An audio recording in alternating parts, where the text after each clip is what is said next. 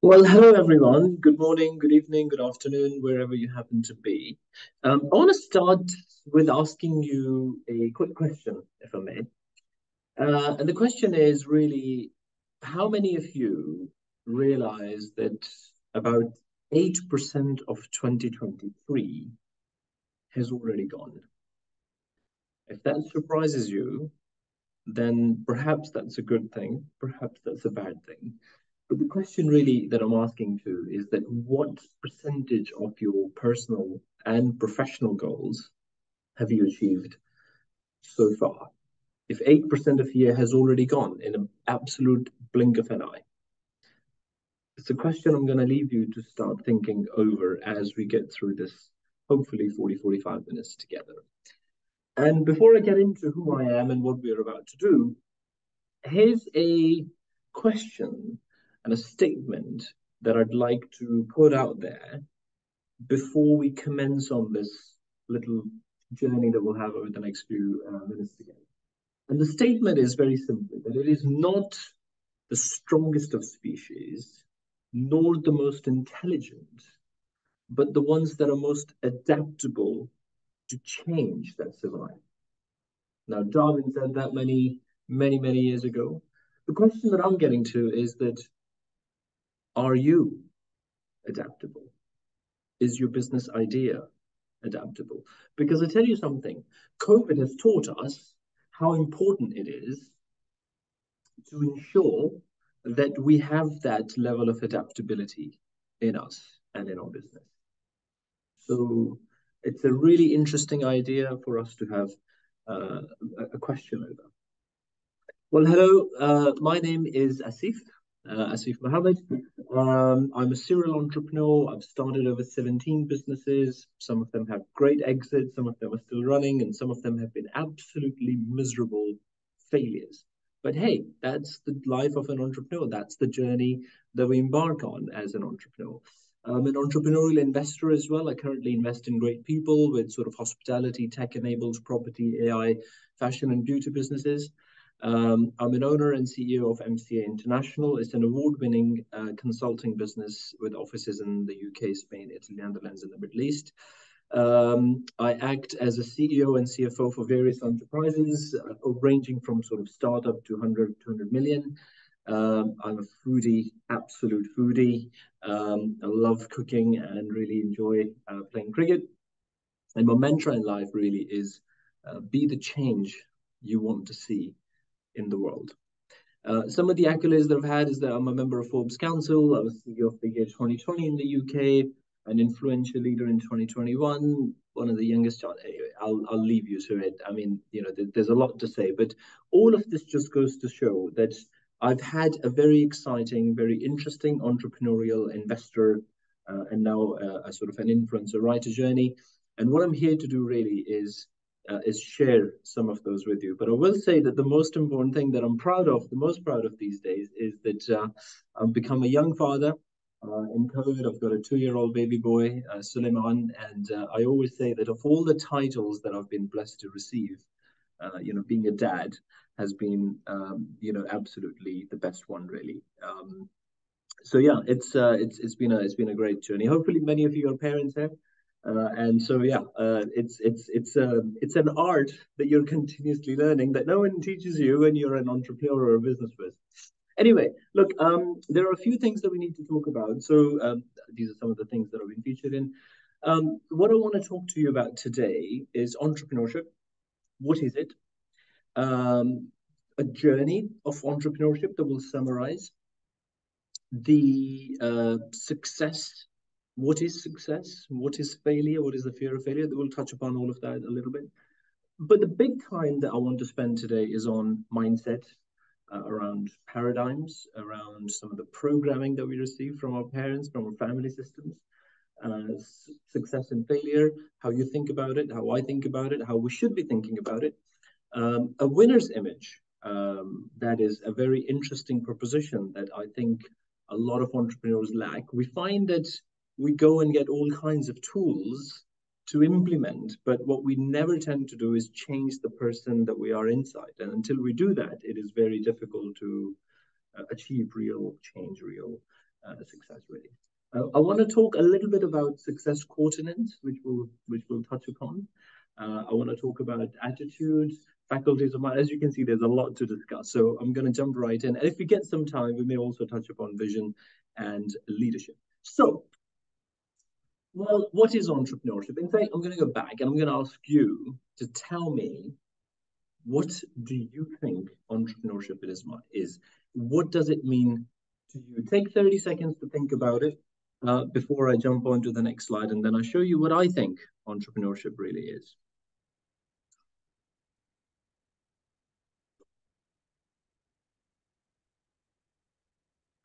So look, entrepreneurship to me is all about this. It's number one way to solve real world problems. When entrepreneurship goes up, employment goes up, business grows, GDP grows, and the economy grows, and all the stuff that you hear in the news these days, you won't need to be hearing. So really and truly, entrepreneurs are here to serve. What we're here to do is identify a problem, see a problem, and then start to work on it and fix it. Okay?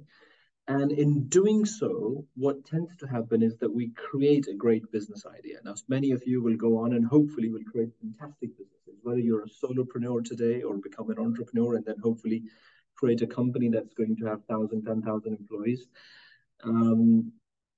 The idea really is that you're always looking to find a problem in the world and solve it.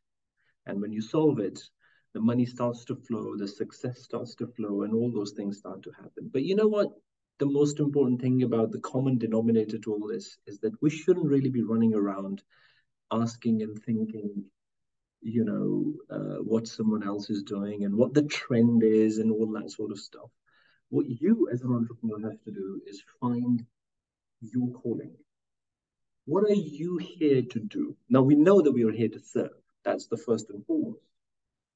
But what really and truly motivates you? What inspires you? What gets you going? That's the idea that you want to latch onto. That's the thing that you want to latch onto. It's the thing that you want to become comfortable around. And it's the thing that you really, really, really want to be pushing the boat out on, right? So please, I would urge you to not just jump on the next big thing and all this and so on, because you know what, in a few years that won't be there anymore. And one of the ways that I found it very useful was that I often ask myself, what would I trade my life for? Because, as an entrepreneur, that's what you're doing. You're actually trading your life for something, right? Now, if you're going to trade your life for money, that's a really bad thing to do. If you're going to trade your life for a car or for a new house, I'm not sure that's a great thing. You want to really find the thing that you're willing to trade your life for. And all these things that I've talked about, like houses, cars, money, all of that, it's a byproduct. It comes and it will come eventually. You have to remember this one thing that, and I often find this when I'm coaching entrepreneurs or mentoring them, is that it amazes me often that they think that 5 to 10 years in business is a very long time to make money, whereas they'll spend 40 years in a job staying broke. Look around you, look at your family members, look at your uncles, aunties, maybe parents. They've spent all their lifetime being an employee somewhere, being someone's effectively a servant. But actually, if they were starting a business, they may say, well, actually, I've been doing this for 5 years. Oh my God, I can't believe I've not had the money. The success hasn't come and all that. Well, you got to calm down. You got to cool down and it will come to you. Now, let's talk a little bit about the entrepreneurial journey. These are the stages that I've found in various different things that I've done of an entrepreneur's journey, which is that it's a journey. It unfolds in front of you. It can sometimes take you by surprise, often in directions that you didn't dream of, because we set out our business plan and we think, well, this is it. This is what will happen over the next 5 or 10 years. And actually, 6 months later, something completely different happens. And then you're adapting, which is why I started the whole thing with a statement that actually you've got to find adaptability in yourself and your business. You hopefully meet some amazing people. You make some great memories. It takes a lot of courage and confidence, and I call this thing C squared. You've got to always have to have freedom to be able to take risks. And this is where I'm going to touch and talk a lot about the entrepreneurial mindset that I think is very, very important to discuss here. Continuously searching for growth. Some people are able to achieve great exits, and the ones that are able to achieve exits, life could be life-changing for them. But sometimes it doesn't happen, and you have to keep going at it. 5-6 years go by and you think, well, I don't know how I'm feeling about it. Some days you love it, some days you don't love it. Those of you who are entrepreneurs, in fact, those are you who are even employees, I think you can probably associate with what I'm saying, right? Sometimes you're just feeling amazing, and sometimes you're just simply not. But that's part of the joy, You start to think that the formula is not working, and the energy and the passion and the love sort of dies. You end up getting a little stressful. You hit the brick wall. You start asking, why the hell did I get into it? My friends were right. I should have just been doing a job somewhere and all the rest of it. But hey, that's an entrepreneur's journey. It's important to sort of have a bit of a framework, I find, from the outset, that these things do happen and they will happen, but there's nothing wrong with them. But the worst thing you can do is, when you're feeling a little bit despondent, is that you go ahead and sell your business. That is not the time to sell, right? You're going to push on, and you're going to hopefully achieve a great exit. And I think with the help of everybody in this boot camp who's helping you, who's all rooting for you to be successful, and we hope that you're one of them. Would love to be able to see that success story. Now, what is an entrepreneurial's journey's aim, basically? What is an entrepreneur setting out to do? Now, in my mind, what we're setting out to do is to have a robust, future resilient, socially responsible, sustainable, and profitable business. Notice how profit came towards the end, because if profit becomes your number one motive, unfortunately, you're not going to last very long. So you've got to try and think like this. You want to build a robust, future resilient, and that's the adaptability element that we talked about, socially responsible, sustainable, and profitable business. And as I said earlier, to me, entrepreneurship is about solving real-world problems.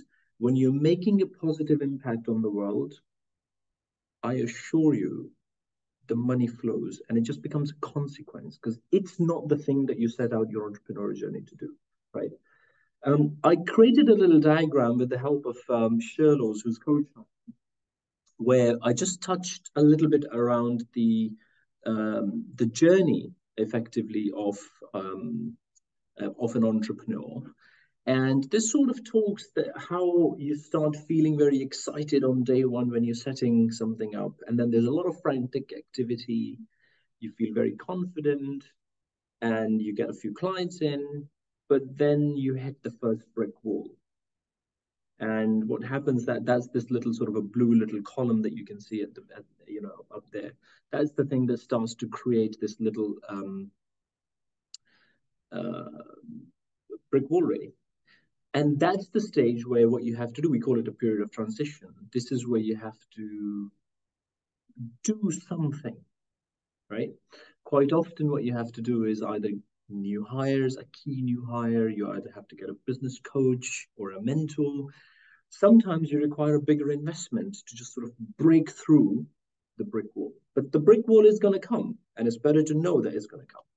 So if you move forward and then you get some good times, if you do make those investments, if you do get the right coaches, it's called a period of transition. So you need something to go through.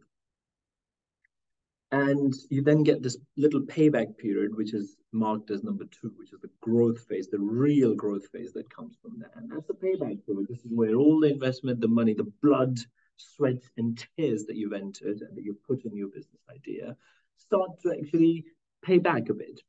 And then when you get beyond it, there's again a little period of frustration because you aren't feeling challenged enough. You've created this business, maybe it's 5-6 years now, and actually a bit of frustration starts to come in. Then a little bit stress comes in, and those two things combined, whenever they happen in life, it always lead to a period of disillusionment.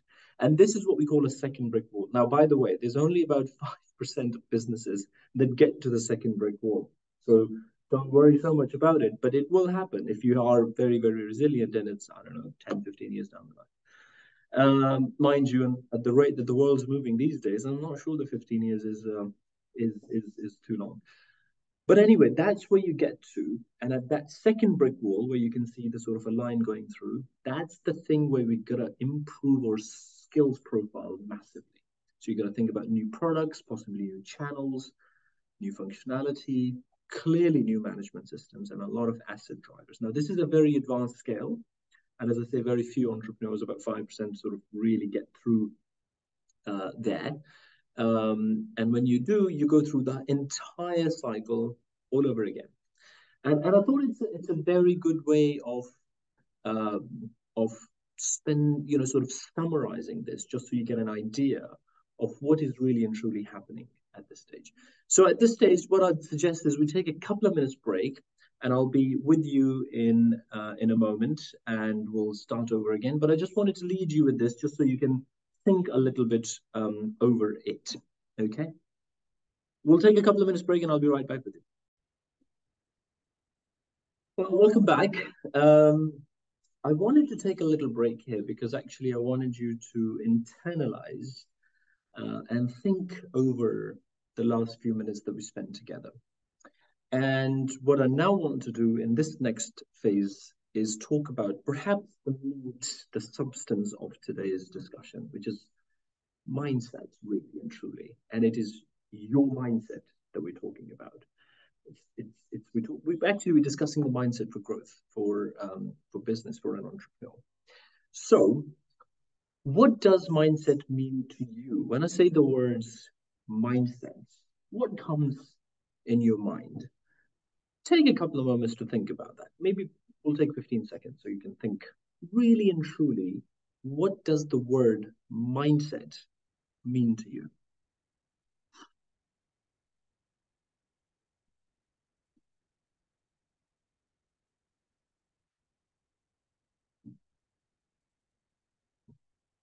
Hopefully you had a good thinking.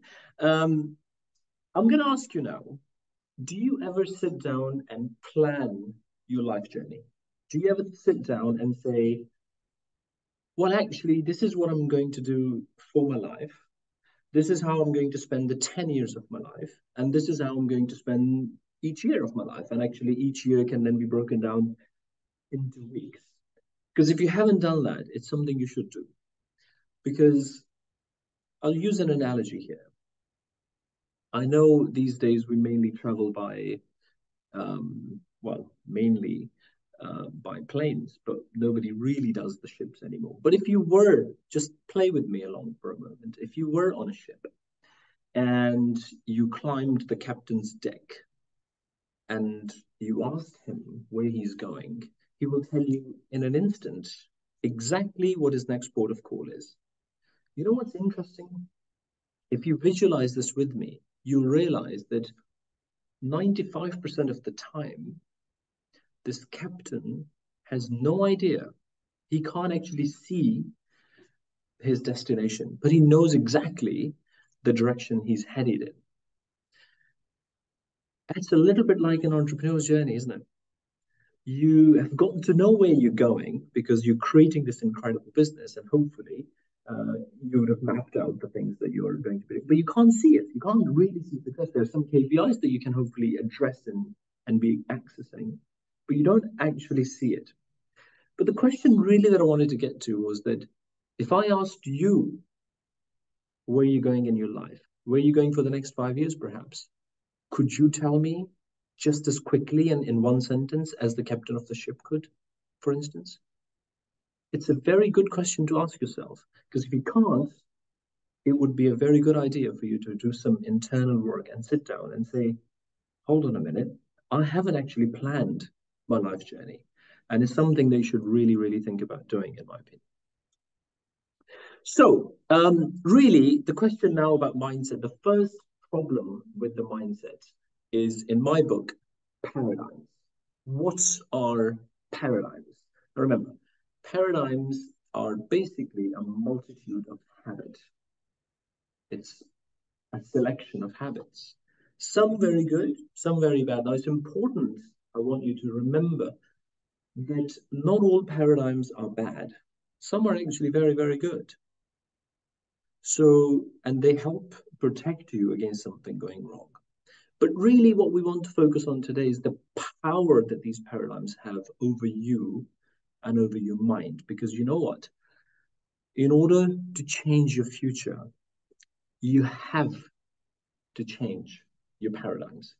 Because if you won't do that, odds are pretty good that actually every time you start to achieve some level of success, your paradigms are going to pull you right down. This is the biggest piece of work that I had to do as a Pakistani professional because, the family systems have a huge impact on you. So at this stage, it's probably also a good idea for us to talk a little bit about subconscious mind and conscious mind. Because what happens is, please, I want you to really focus on this because it's a very misunderstood topic. So many people say that they know what they have to do. And I'll ask you a question here, actually. Perhaps that's a better way of explaining what I'm about to explain. How many of you want to lose weight? I think we all do, don't we? We all want to be a little bit healthy. I mean, even if you're in an athletic physique, you still want to improve it a little bit. And if you're not in an athletic physique, you definitely want to. So in order to lose weight, the things that you have to do, you've got to go to the gym, you've got to eat a little bit less and eat a little bit healthy. Less fat, less sugar, etc., etc. So if we know that at a conscious level, then what gets in the way? Why don't we actually do it? And no, before you answer me, it's not the cake that gets in the way. It's not the desserts. It's not the friends. It's not the family that gets in the way. And so have some, have some. It's the mindset. It's the paradigms. Because we haven't done the work on our subconscious mind that is really and truly controlling over 90% of your behavior. So you see, what I'm trying to explain to you here is that the knowing, the knowledge is in the consciousness, but it's the subconsciousness that controls your behavior. And that's the fundamental problem here. So we are at this amazing boot camp. You're learning a shed load of stuff. I feel really bad that I'm not there in person. I kind of feel left out. I really wanted to be there, but unfortunately, I had this big transaction that I had to be in the middle of. So I'm there in spirit, and I'm certainly here to help you. But you'll pick up a lot of tools from this boot camp. You'll hopefully go and read some great books. You'll learn some great material. But until and unless you can start to act on your subconscious, I don't think a lasting change can be achieved. And so the question here really that I'm getting to is that you've got to understand that so now that you understand what paradigms are, let's think about where do they come from and what can be done about them in order to fix all of this. So paradigms, as I explained earlier, is a multitude of habits, but a lot of these paradigms aren't our own. Now, that's a very wild statement, but it's a very true statement that so many of these paradigms, frankly, aren't our own. What happens is that we take these from our family systems. Actually, before we even born, our parents' beliefs and their energy systems are in our nucleus, are in our DNA effectively. We take on their likes, their dislikes. So what tends to happen is in the earlier part of our growth, their world ends up becoming our world, right? Ask yourself, how were you raised? What were the people around you saying, doing, eating, thinking about, right?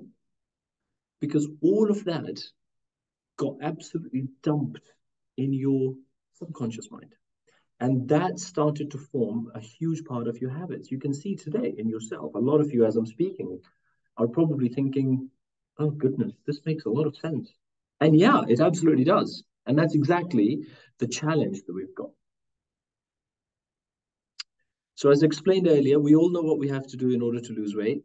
Why don't we do it? It's the same question. We all know what we have to do to launch your business idea that you're thinking about, to launch your fantastic business program that you're thinking about, to launch whatever product or service that you might be thinking about. You know what you have to do to be successful, all in your conscious mind, but it's the subconscious mind that is controlling your behavior. And sadly, that's where we're going to keep getting pushed back, pulled back. So what tends to happen, again, I'll give you an exercise here. So if you think about wanting to buy a car, if I ask you guys, would you want to buy a car? I mean, I don't know what car you like, but let's say for the sake of argument, we all love an Audi and we want to buy an Audi A7 or A8 or whatever it may be. When I ask you that, the very first thing that you're probably going to do, and certainly most people do, is that they think immediately of their bank account balance. So they think, well, I haven't got the money. So what's happening now, you see, is that you're letting your results, i.e. your bank balance, dictate your potential. Now, the reality is that your potential is unlimited, right? Your potential comes from one infinite source, which is your creator. So it's unlimited.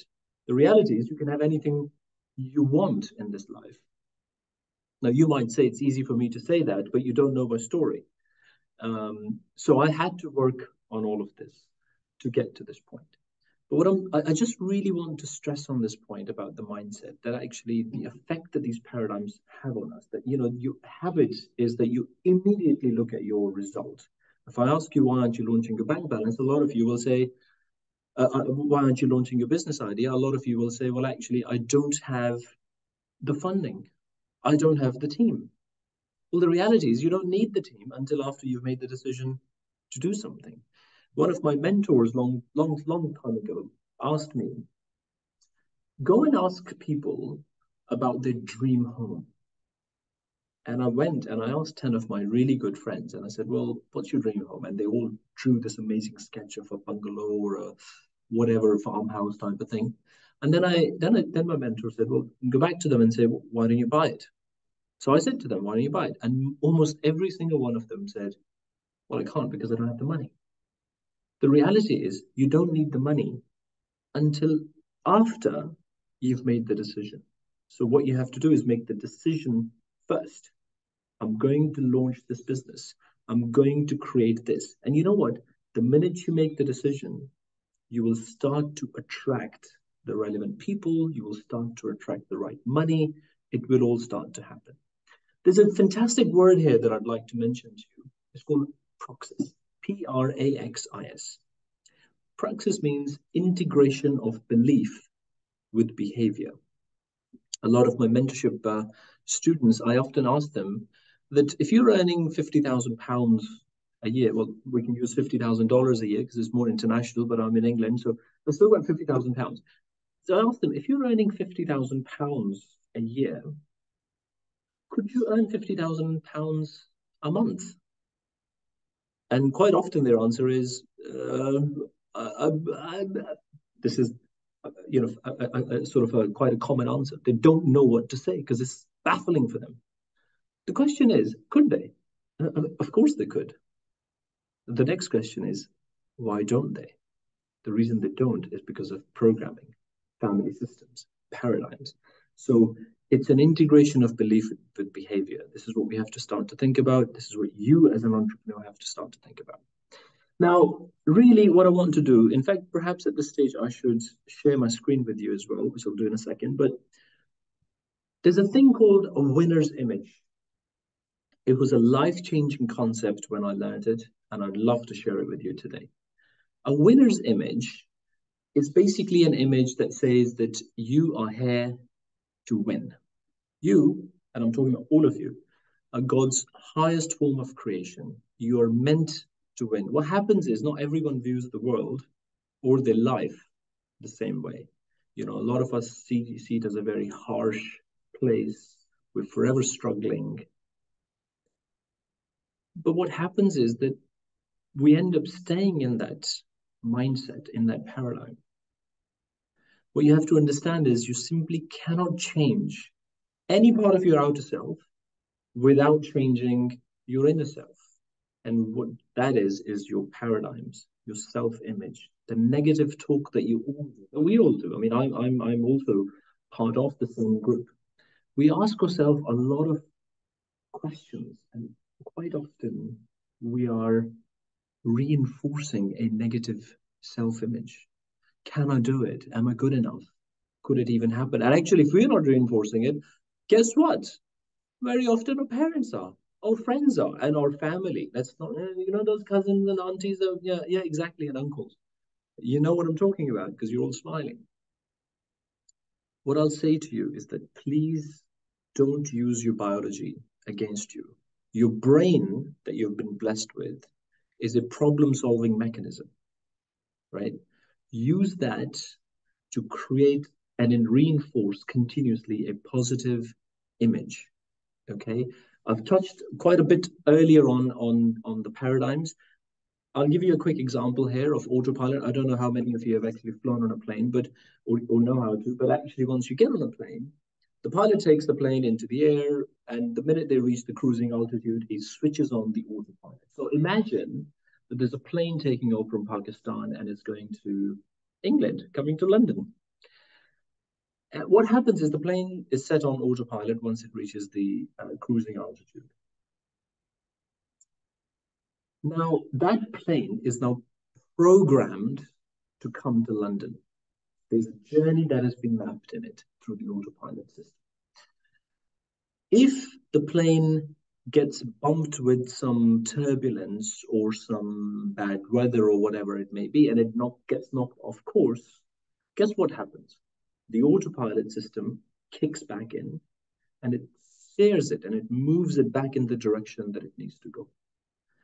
What happens, you see, is that with your success, with your progress, exactly the same thing happens. So your programming that is sitting in your subconscious mind that is controlling a lot of your behavior, we'll see. So you'll sit down, you'll go from this fantastic boot camp, you'll be charged and you'll say, great, I'm going to do X, Y, and Z. And you'll start on a certain corrective path.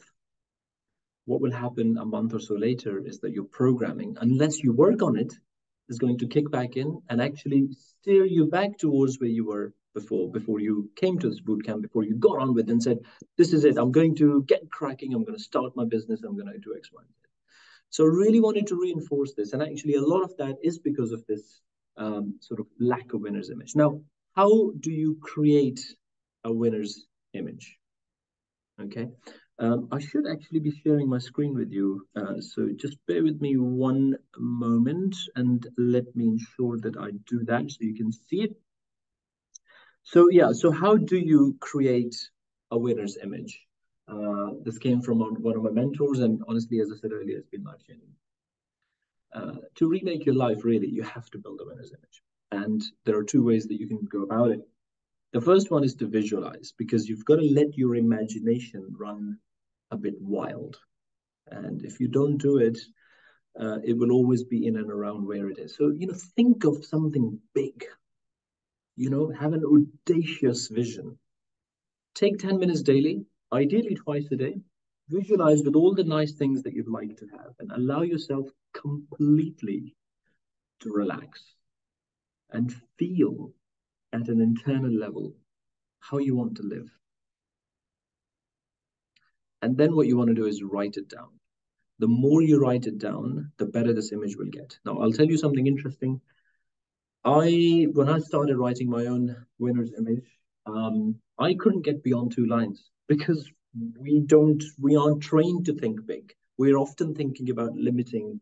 I think all of you have heard that phrase that our parents often used to tell us, money doesn't grow on trees, right? And that's what happens. Money does grow on trees, really. People don't realize that because it's about the concept of abundance. So when I started writing it, I couldn't get beyond 2 lines because I was always thinking, I can't really have that. I'm not sure that would happen and so on.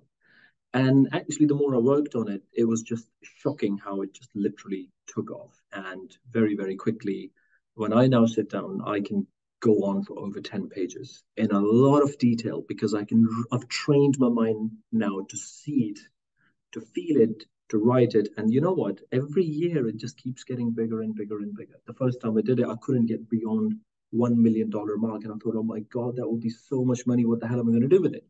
Now, when I sit down, 100 to 300 million doesn't feel like anything, right? So you have to think it first before you can have it. So you got to think it, you got to visualize it, you got to write it down. So these are the two things. I'm conscious of time, so I'm going to carry on. What we've talked about, we've talked earlier about when the cake gets in the way of you losing the weight. Now I'm going to ask you to have a quick exercise with me, and I'd love for you to play it along. So here's the exercise. What's your favorite dessert? I'll put in a chocolate cake there because I love chocolate cake, and who doesn't?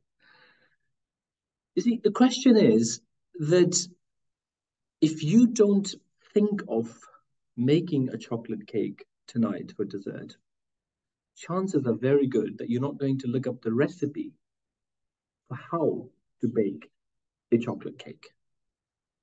And you know what? This is exactly the same with having a winner's image and success.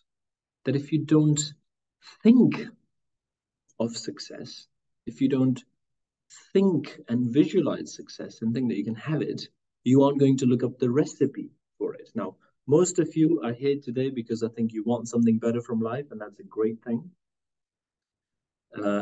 As I said earlier, you'll be given lots of tools, practical tools, and in this session with me today, we're talking a lot about your brain, your mindset. So all of that together gives you that recipe.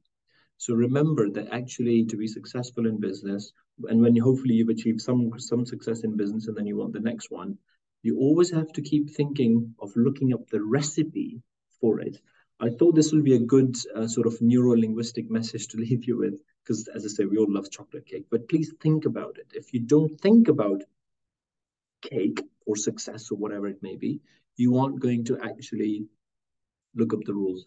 Hopefully you can see the connection there. So the next thing that I'd like to discuss is actually, before we move on, there's a little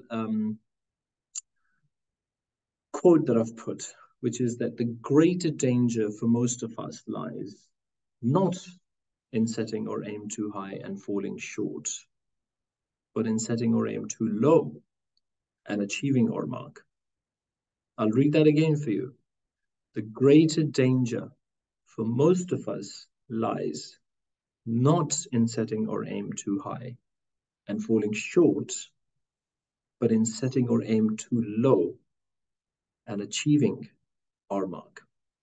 Why don't we take a quick break at this stage, just a couple of moments to sort of refresh, and then we'll come back. And there's a bit more to talk about the mindset. It isn't just a small topic, so I'll be with you very, very shortly.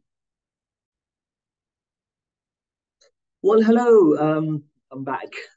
The next thing that I'd love to talk about is something that is quite often misunderstood. It's a little bit mindset, but it's a little bit tips, a few tips for you as well to think about. And that is all around actually success coordinates. And what are they?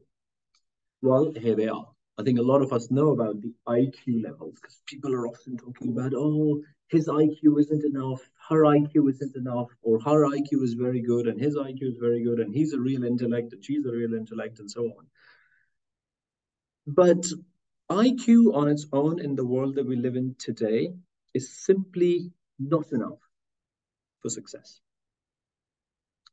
And what you need are the coordinates that I've put there. So let's run through them very quickly.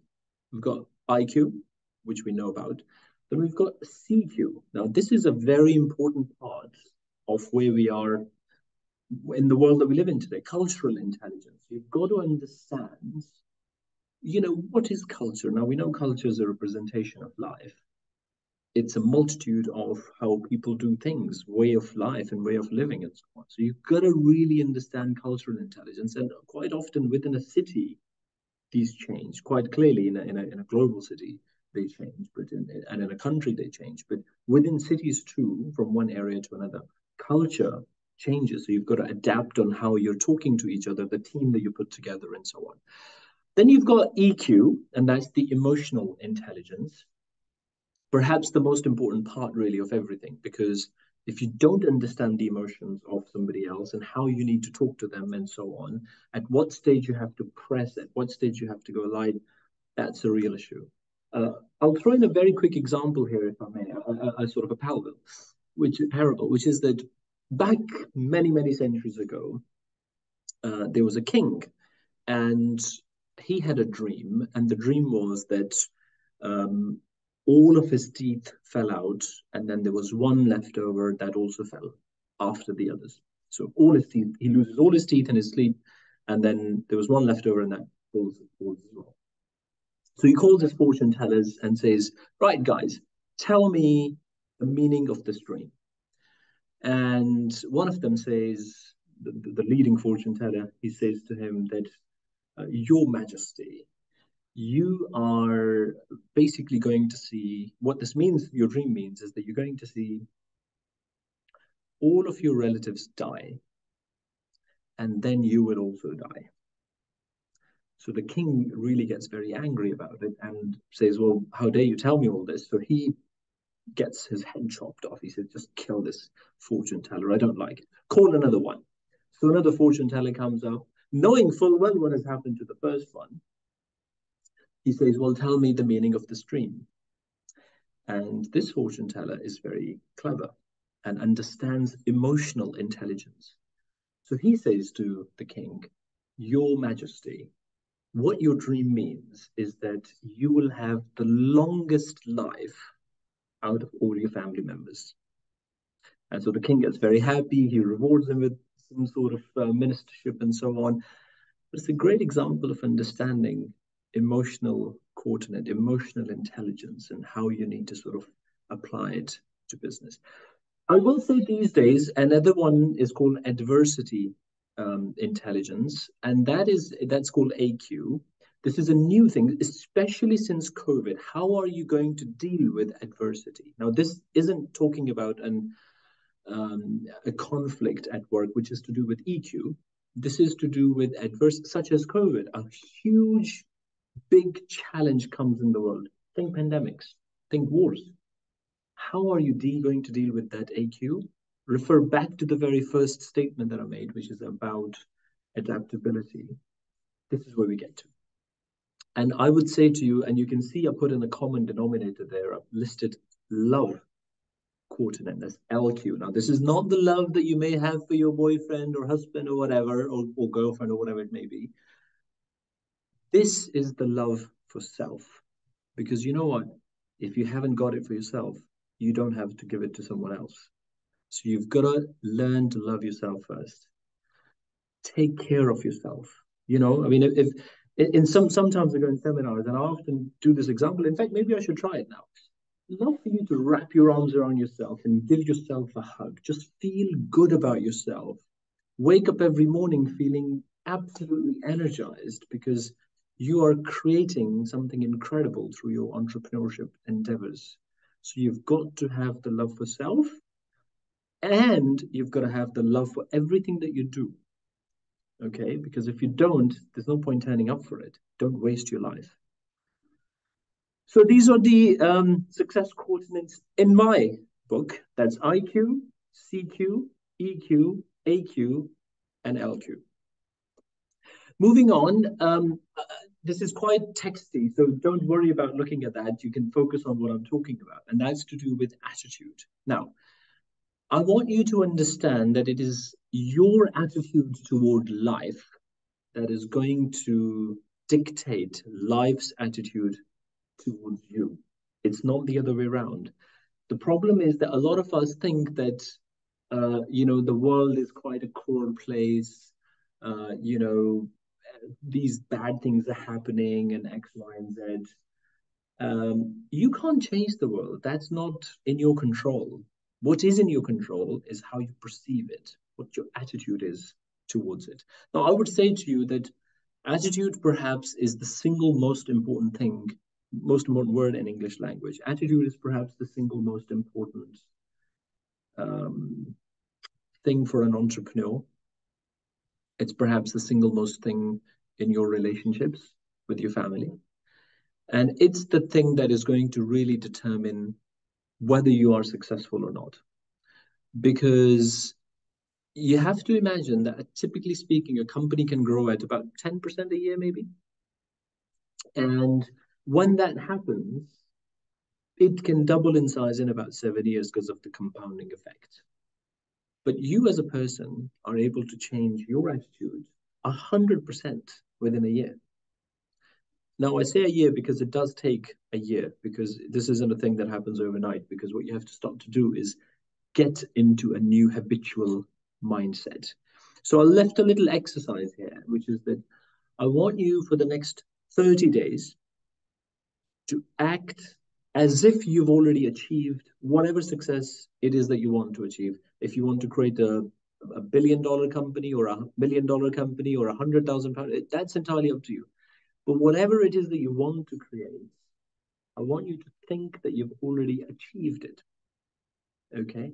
Then start to treat everyone, every single person I'm talking about, whether that's the lift operator or the receptionist or your CEO that you may appoint, or yourself, whomever, treat them as the most important person in the world. I'll repeat that. Treat every single person that you meet as the most important person for the next 30 days. And if you do that, what will happen is you will start to get into this expectant attitude. And the expectant attitude means you have to expect success and then you'll get it. You don't get success and then the other way around. That's not how it works. You've got to start to act as the person that you wish to become, right? Many years ago, I was a clerk. And I remember I used to dress up and get ready with my suit and tie and briefcase and everything. And I used to turn up at the office as if I'm the CEO, right? And I became one of the youngest partners at the firm that I was.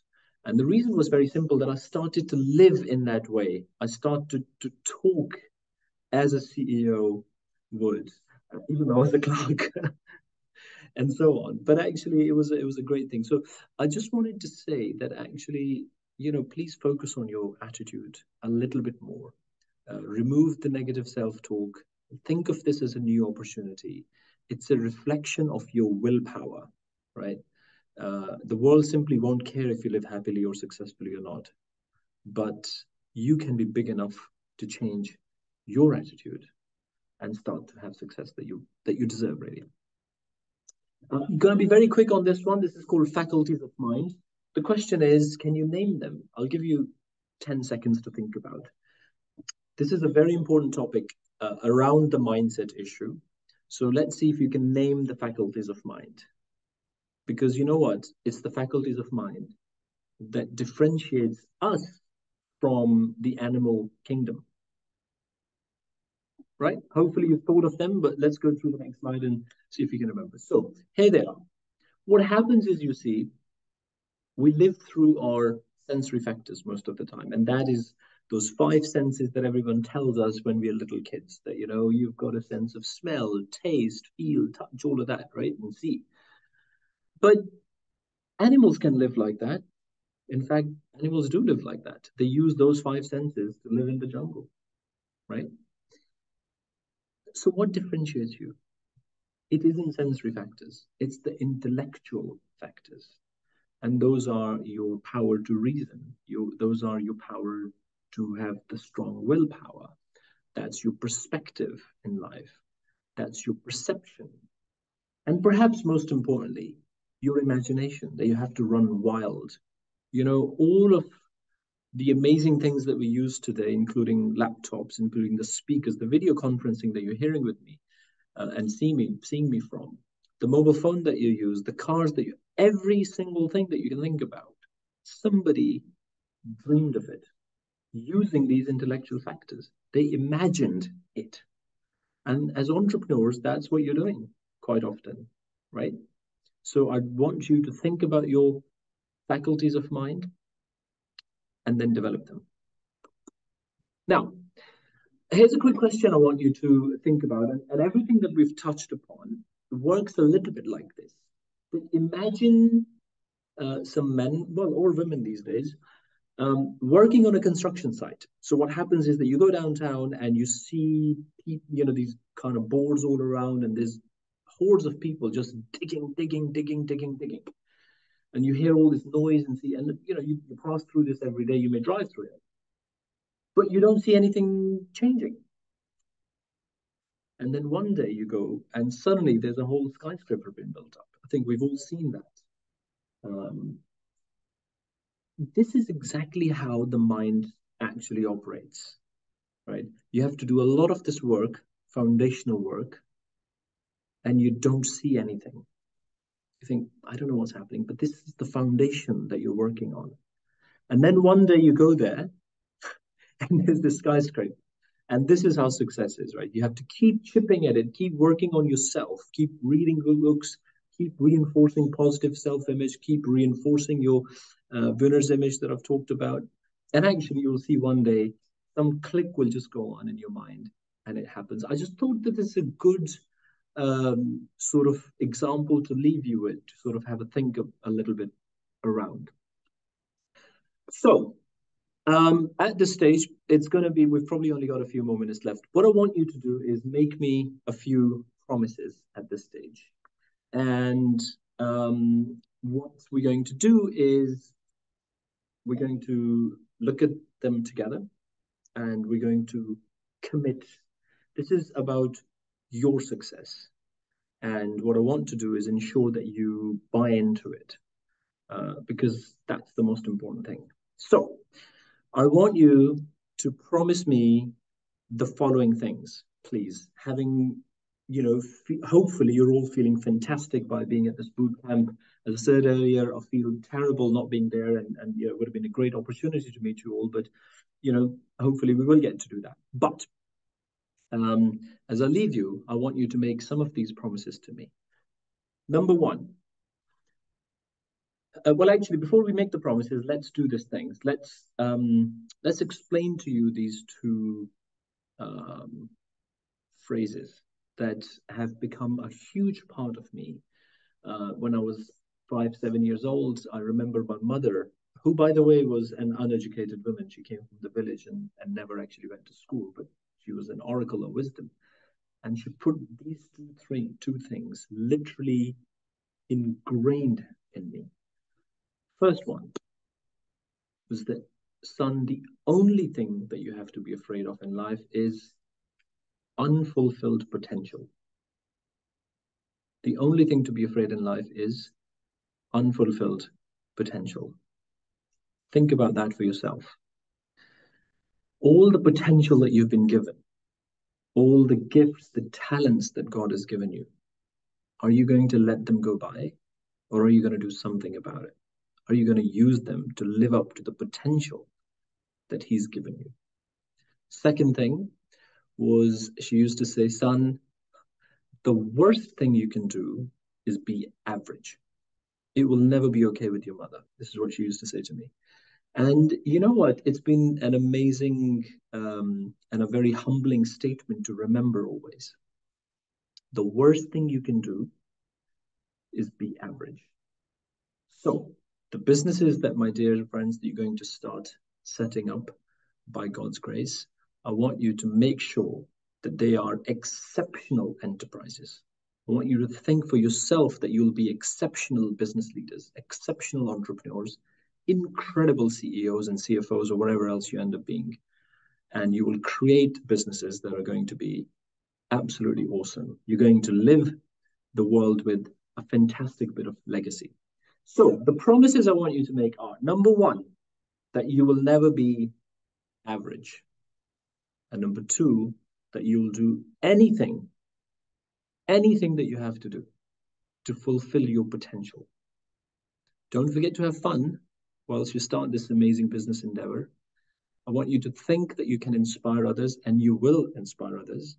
I want you to remember that you have to leave a great, great legacy for yourself, for your children, for your grandchildren, and all that. Dream big, be a bloody optimist. Always think from an optimism point of view.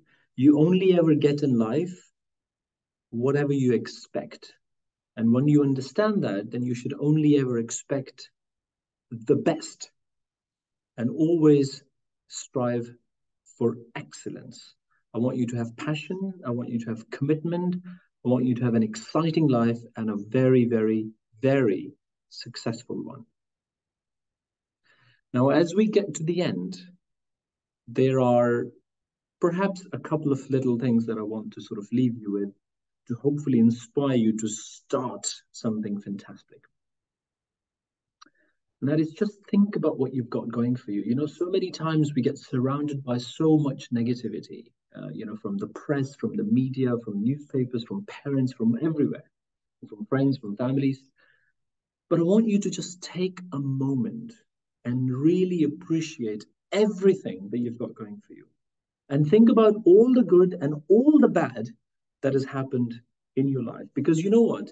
It has been absolutely essential to bring you and to make you the person that you are today, to bring you here where you are today.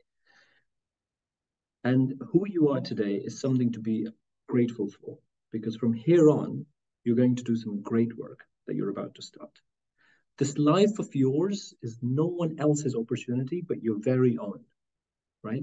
As I said earlier, expect the best, expect more out of life, because you will only ever get whatever you expect.